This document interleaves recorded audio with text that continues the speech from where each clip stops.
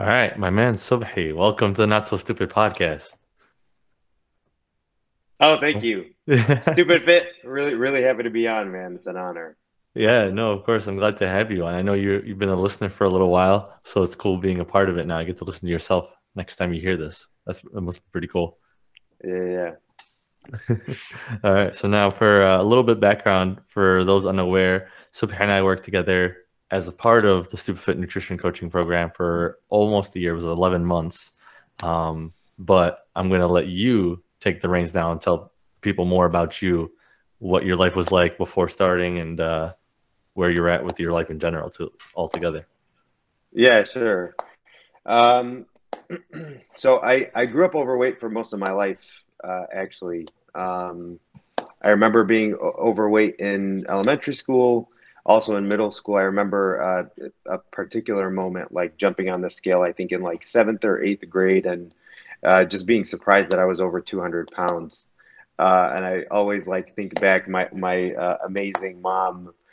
She would always like make lunches for me, and she would do her best, with the nutrition knowledge that she knew, and she would like make me these sandwiches where it would be like two pieces of bread, but like literally a head of lettuce sliced in half in between, to give me to eat my Man, vegetables, and it was just kind of difficult for me, um, you know, to to eat healthy and stay on it consistently. And I was never really athletic or anything like that. And then in high school, the weight started to increase a little bit, but it kind of tapered off.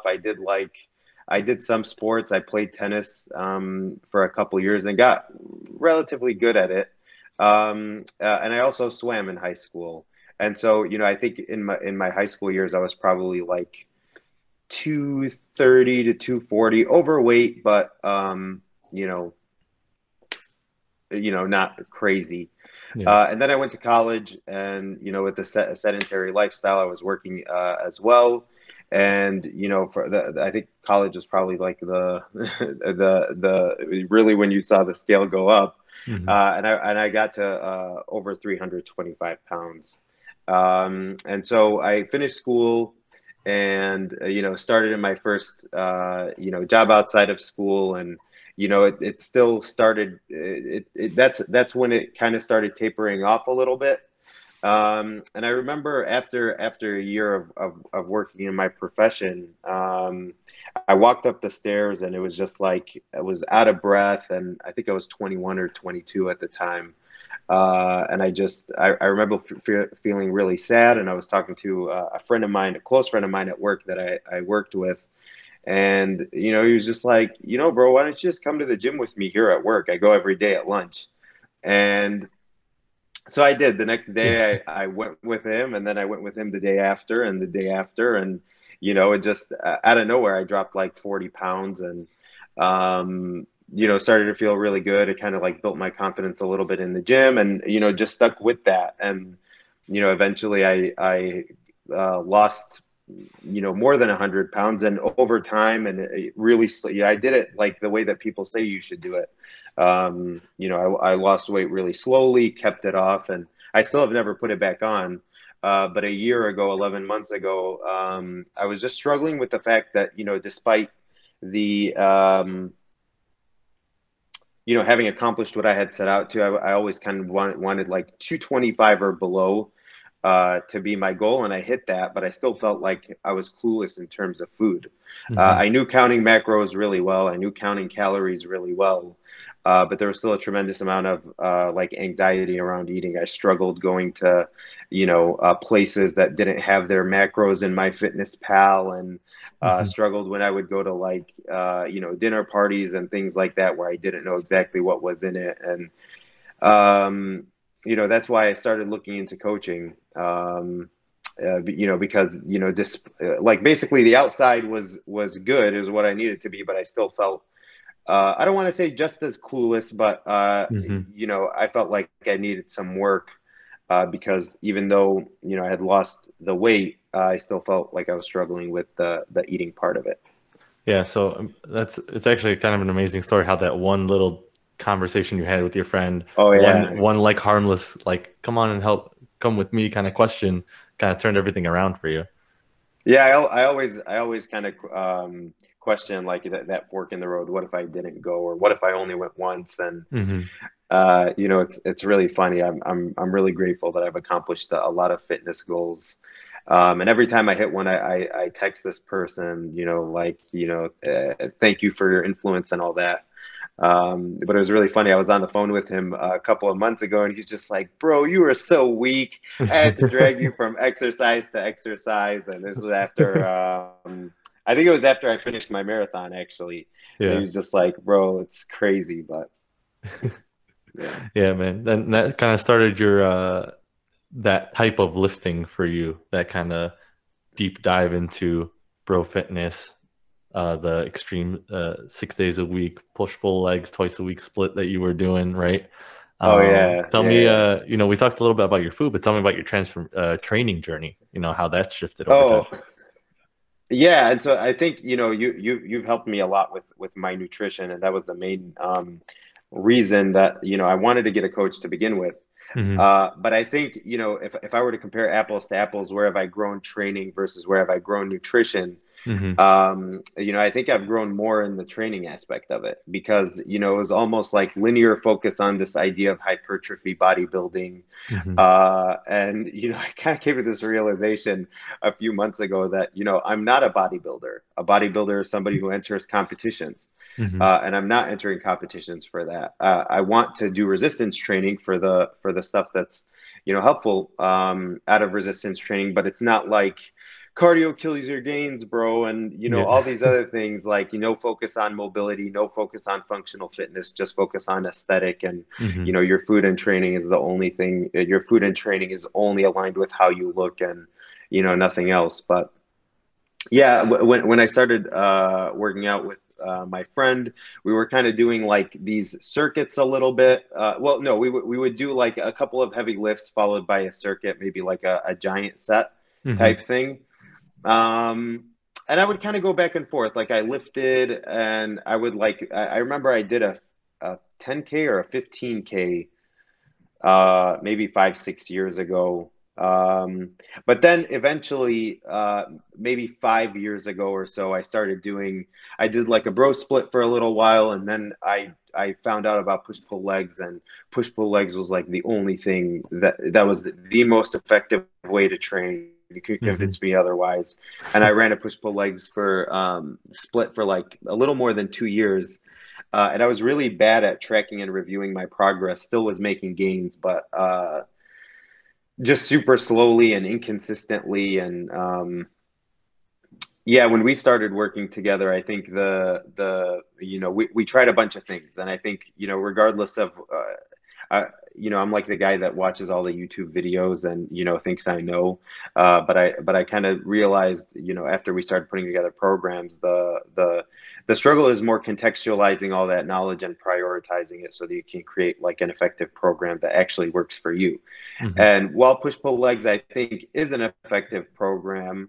I don't think it's the most effective for me. I don't think it's like the best use of my time for me, and so on and so forth. But you and I, when we worked together, we tried sort of a push pull leg split. Then I tried full body for like a week because Yeah. I know you really liked it, and I was like, no way. And then I started running, in which case, like, I can't have a full leg day where I smash my legs apart, Hmm. if I'm running miles on end. And then we tried full body again 4 days, and that worked really well. Um, and so I think a little bit after you and I started working together, I started to like running a little more. I had to go for a half marathon, and so we were trying to, how do we have the most effective split between lifting and running? Hmm. And so we did full body 4 days with running 3 days, and I think that worked out really well. And then it went from half marathon training to full marathon training, and so because of the miles were just so much higher for double the distance, we switched to 3 days lifting with 3 days running, and that worked really well. And it's always been my dream of mine to do a Ironman triathlon, and so I just gonna be kind of ticking the boxes off: half marathon, full marathon. I just did a Olympic distance triathlon which is half of a half or a quarter. Um, and then I have a half, and then eventually, I'm hoping that I can actually do a full one. But the long and short of it is now my training program looks like 2 bike rides a week, 2 swims a week, 2 runs a week, and 2 lifts a week, and that's what works for me. And I think Mhm. the hard thing to kind of discover is, regardless of what works objectively in the science and all that, you got to figure out what works for you in the context of your schedule, your goals, your priorities, and all that. Yeah, no, I love that you said it like that because you had obviously push pull legs has a huge community behind it that everyone that's in that community thinks it's the best thing ever and it's always going to work. But of course, it's not just about what the lab and in the research has to say that's good. You have to enjoy it. You have to make sure it follows through with what you were trying to accomplish and pursue. And even though it took a lot of trial and error through the time, trying out different splits, trying out different things, we found how you can optimize things for yourself and make it work in your favor, which Yeah, is no really doubt. cool. And yeah, no doubt. And I think like I was listening to a podcast recently, Mind Pump, which Yeah. I love and I know you love, but they were talking about how MMA is the same thing. It just takes the best Right. of each discipline. And so, not, functional fitness by itself or bodybuilding by itself, just take the good from all of them and leave the bad depending on your goals. hmm Yeah, it's not good and bad in and of itself, but it's good and bad in reference to that goal. And Right. yeah, understanding that is what made it so difficult. So kind of going back to we're gonna bounce back and forth between food and training a little bit. I want to Sure. hear more about your personal transition through how we work through nutrition because you knew all the stuff, you knew like how to macro track and things like that. And even though you lost all the weight, you still mentally, like you said, you felt like you looked good on the outside, but on the inside, you had a lot of struggle when it came to food. What was kind of that aha moment, that breakthrough moment that shifted how you can approach food and your behavior toward it? Yeah, so I kind of don't believe in like big aha moments. I think it's just a bunch of little moments. There hmm were a few things that you told me that really stuck with me, and so I think one of them was enough is as good as a feast. As Yeah, enough is as good as a feast. hmm You don't have to slam a whole pizza to enjoy pizza. There's kind of diminishing returns after the second slice, and so Right. just realizing that when going out really helped reduce. The discomfort I had when I would go out and stuff like that. I think the one of the big things that changed for me is I stopped yo-yoing. I Mm. think the once you become when you and I first started working together, the first thing that kind of surprised me was the 2 or 3 weeks where I think it was like 3,000 calories or something like that. Right. Started off. And it was correct me if I'm wrong, I don't remember, but I think it was like eat at least this much. It Right. wasn't eat at most, right? Yeah. Now I know it was to build up my metabolism and establish a baseline and all that. But then I at that time I didn't. But you kind of fill the tank, and once the tank is full, you don't really have the crave. I mean, you may crave pizza, but you won't crave slamming an entire one. Right. Right. You may crave a donut, not a hmm dozen, type thing. And so hmm I thought that was really helpful. Let me think. Yeah. Oh, I think for me the big thing, the big significant, probably the biggest change was the focus on performance, hmm right? Because you can eat not that well and get a lift in after a couple hours if it digests, but if you eat really bad and you go for an hour, 2 hour, even 3 hour run, Right. it's just going to be a real bad day. hmm And I think that was the biggest change, kind of eating for physical performance versus the look and feel. And I think the other thing, it's sort of related to food, is that I've been for years weighing myself almost every day, hmm and I kind of struggled with that. It's like if it's up a pound, then I got to eat less that day. And I know a lot of people do that, and over the last month to 2 months, we've kind of just I don't even remember the last time I weighed myself. I think I weighed myself a few weeks ago. Um, but it's not something that I'm actively like paying attention to. Hmm.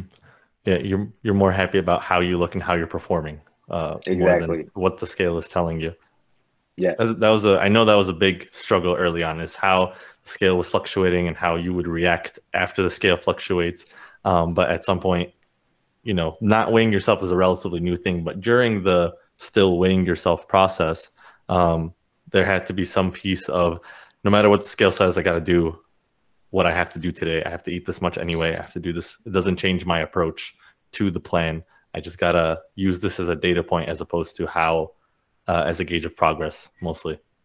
Yeah, exactly. And whether it's the scale in terms of my weight, or it's the scale in terms of the food that I'm weighing, Yeah. it was always like this weird, like the pick, like picker, it didn't happen, type comment that if I didn't weigh myself, then Oh, it doesn't oh, mean that, or if I didn't weigh my food, then I yeah, yeah, yeah. definitely was in a surplus.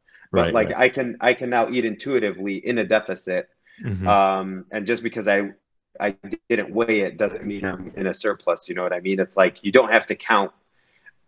It's what you actually put in your mouth that counts, not did I enter it into the app or not? And I think that Right. was like a something like a habit that was difficult for me to break. Hmm.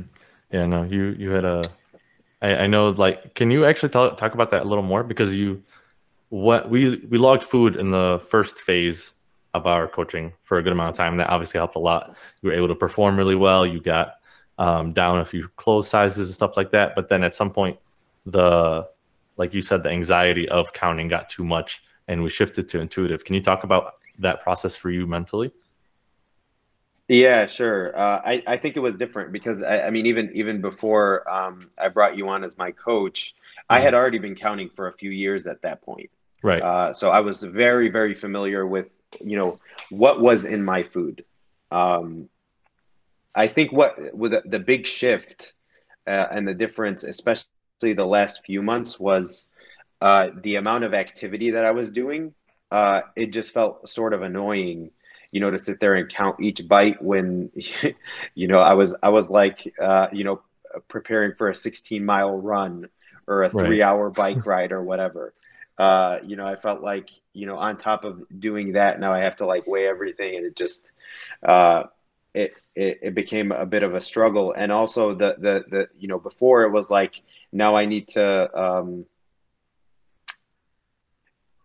before, when my focus was fat loss, it was like I need to eat um, below this threshold to Hmm. lose weight, and now it's I need to eat this much so that I can feel okay, with my training, Right. and the macros was kind of messing me up because if I had like 3,400 for that day, then I would make sure to eat at least that, and I would like add a little more to it just Hmm. for the sake of it, just to be like, oh, I got to make sure the tank is full. Right. But in reality, it was unnecessary. If I just ate intuitively, I felt better that way. Hmm. Yeah, it worked better for your situation and how you approached your training overall and how you performed. Yeah, and I think just getting to that last part, there's like a million ways to do it. Hmm. I think every time you go on YouTube and you say, how do I lose fat, like the first thing you see is track your macros. I think it's Right. important to understand what's in your food, but it's not the end all be all. Right. And you kind of got to drop that. I think actually, what I remember one situation where it was my daughter's birthday, and I was like struggling, like, oh, how much cake do I have? And so it's like, well, it's your daughter's birthday, like your macros aren't the priority, just be Right. there, enjoy yourself. Yeah, no, I remember that was that was a thing because there was a lot of events over a year span that you had to go through, and um, just remembering that this is the only birthday she's going to have for this year. Essentially, just enjoy yourself and be there and make sure she has a good time and you have a good time. Doesn't matter how much Exactly. cake you eat. A year from now, you won't remember how many calories you ate. You're going to remember, what you did with her that day. Yep. That's always the best thing. So now, kind of going deeper with getting a little more specific with things. You want to talk about all the specific results? If you got some numbers you can share for what you went Uh, through, and also some subjective measures as well. Do they have to all be objective?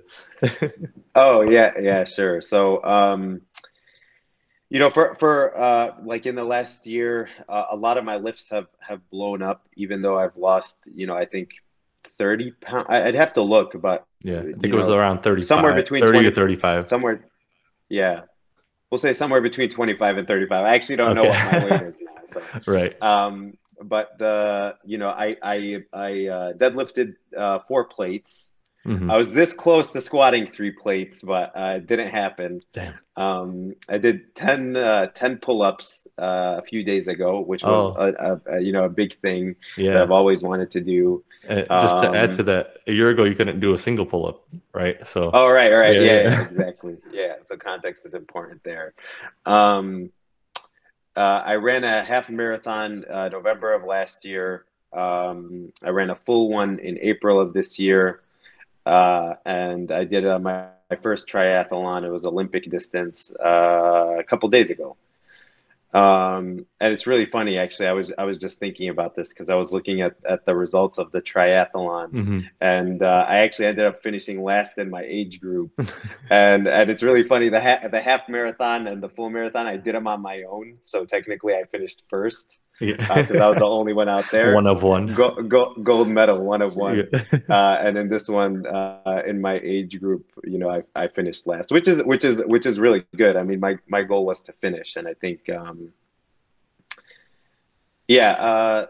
Other goals that there's so those are like the big things that come to mind. I think, Right. one of the biggest, I would say, the goals aside, right? The biggest improvement that I saw is paying attention to those goals. Is Hmm. not just it's not the fact that I got to 10 pull-ups. It's the fact that I got to one, and then to two, to three. Each one of those was an individual PR in and of itself. And I didn't used to track my workouts as well as I do now, and I certainly didn't pay attention to them or prioritize them in association with the goal. So, before, Hmm. if I was going to do a pull up type exercise, maybe lat pull downs, I wouldn't have prioritized it first. But now, Hmm. because pull ups are a priority for me, it's one of the first exercises that I do. Um, and so I think that's kind of like the means becomes the end. You Right. paying attention to your goals ends up making you hit more of them. Hmm. Yeah, no, like you said, the context is the biggest thing. When you know what you're after, making sure the process is actually taking you there as opposed to just having a random process and hoping you get to the goal, Right. makes the entire process predictable and just more enjoyable altogether. Yeah. Oh, and I think one more big one is I swam 2,000 meters straight. 2,000 meters straight. How far is that? It's like a Yeah. mile and a quarter, Ish. right? Yeah. Yeah, man, Yeah. It's that's like insane. 45 minutes Was that in open water? nonstop. I did 1,500 in the open water, but the 2,000 was in a pool. Man, Yeah. you're gonna you're gonna crush this Ironman in a half Ironman in a few months. I'm Yeah. excited for Well, it. Go ahead. I think with the first thing, with the first time doing an endurance type event, like the goal is finishing. Yeah.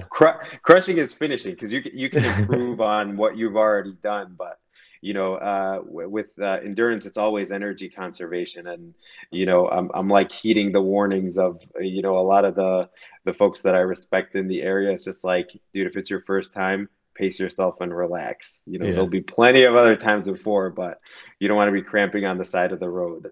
The goal Hmm. is to just run or bike or whatever, the whole thing nonstop. Hmm. I like that. I think that's good advice in any area of life. Is just like, just do it right now. You'll get better as you repeat it, and there's a lot of time to get better at it. You don't have to be perfect from the get go. Right. Man, I love that. So now, last question for you. Or actually, I got a couple more questions, but one question for you. What would you say to someone that's hesitant to start coaching? Because when we first hopped on the phone together, you were a little hesitant as well. So, like, what would you say to someone in the same shoes as you at that point? Um, I think when you and I had talked first, I had told you that I've had experience with mentorship, Right. professionally and otherwise, but I really hadn't invested a whole lot of kind of one-on-one paid coaching. Um, And, it was a bit of a jump, but, just straight talk. I actually don't know if I ever told you this, but Mm. I had kind of shopped around for coaches a little bit. You weren't the only one that I talked to, but, Mm-hmm. what I liked about you was it was kind of like, listen first, then speak. And so, I felt like I was heard and you understood, and, you were clearly really experienced. I think what I would say to somebody who's hesitant is, what you have to lose is a lot less than what you'd gain. So even if it's a fluke, which it won't be, even if it's a fluke, what you're out is a couple of $100, which is much worse. It's like the pain of doing is much less than the pain of staying the same type thing. Right. And so for me, I've told you, it's bar none some of the best money and time I've ever spent, because this type of coaching kind of influences you to get other type of coaching, and just having that type of mentality where you're not only willing to get free help, but you're willing to get paid help. You pay professionals for a reason, and Right. when I had made the decision that uh, for the time being I no longer needed a coach, I walked you through that long list of gains that I had made, and it Yeah. was pretty much everything that I wanted to accomplish with a coach, and 10 other things. Mm-hmm. Um, but yeah, to summarize, I'd say, what you have to lose is next to nothing long term. Money comes and goes, but what you have to gain is a lot more. And I think you have to kind of ask yourself about, my situation is unique or maybe not, but for me, I had kind of churned my wheels for a long time, and like the idea of a car that's spinning but there's no road under it. Mm-hmm. Now a year after, uh, I feel extremely comfortable saying this fitness goal, I can accomplish it. It's just a matter of planning it. And now I know how to plan for me. It's not like, you weren't the type of coach that, oh, where's Juma? I need him to, come up. It's like, as we were working through, and even the last two programs specifically, Mm-hmm. two programs ago, I probably wrote 80% of it. Mm-hmm. um and you had the first program was like you wrote 80% and I wrote 10 to 20%, and then it was like a 50-50 split eventually, and then it was like I wrote 80 and you did 20, and this last one, I think it was like 95-5. Right. I don't know if you'd If agree that. with that. If Your yeah five is if giving me too much. Yeah, Yeah. and you said, hey man, this is a good program. Yeah. And so yeah, I feel that it's much better than following a templatized program to somebody else's goals. Mm-hmm. um well worth the money. Yeah. No, I love that you said that. I'm like, I always get a smile on the face when you tell me this stuff, because it's like just so awesome that you basically became your own coach in this regard. Now you have all the tools for whatever goal you're going to set for yourself this year, next year, 3 years from now, to be successful in that pursuit. Yeah, and if I can add on one thing, Yeah, please. running has become a much bigger priority in my life and in my training. Yeah. And all the while we were working together, we had got to the full marathon. Hmm. But the first one I wanted to finish, and now I want to hit a certain time. Right. This next one I'm hoping to do under 4 hours would be great, but like a 4:15, 4:20, I'd be really happy with. Yeah. And so I went and I found a running coach to help me write a one-off program, and you and I worked together to integrate it. And so, Yeah. I feel like that mentality has shifted where, it's not just going to be me processing a bunch of YouTube videos, moving on, Hmm. to get to my goals. There's an easier way. Yeah. I like that you said that, because I think that most people are hesitant to kind of invest because they think, oh, I'll just do it myself. But you save so much time just by getting someone else to help you with this.